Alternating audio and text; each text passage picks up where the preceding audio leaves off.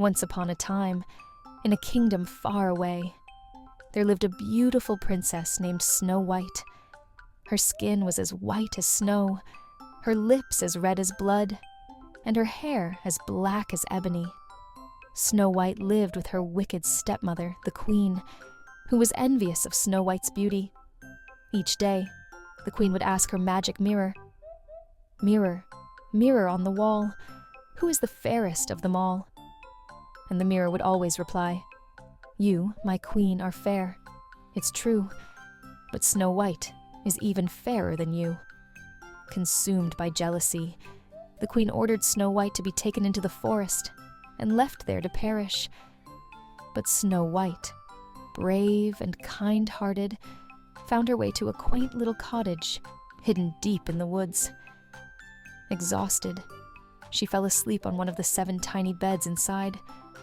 That night, the cottage's owners returned, 7 dwarves who worked in the mines. When they found Snowhite, they were astonished by her beauty and decided to protect her.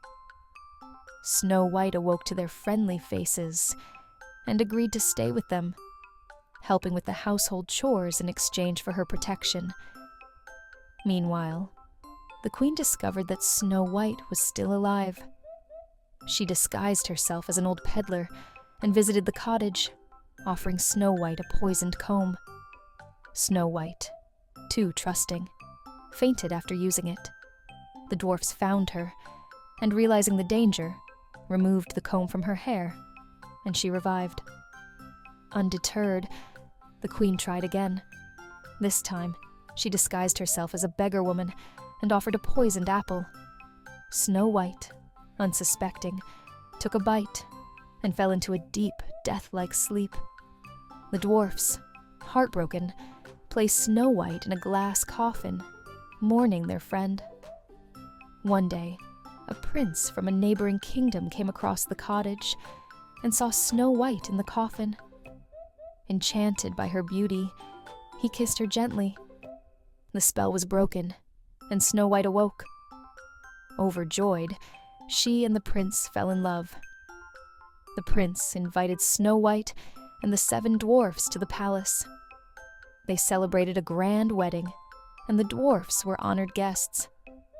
The wicked queen, upon learning that Snowhite was alive and happily married, met her own demise.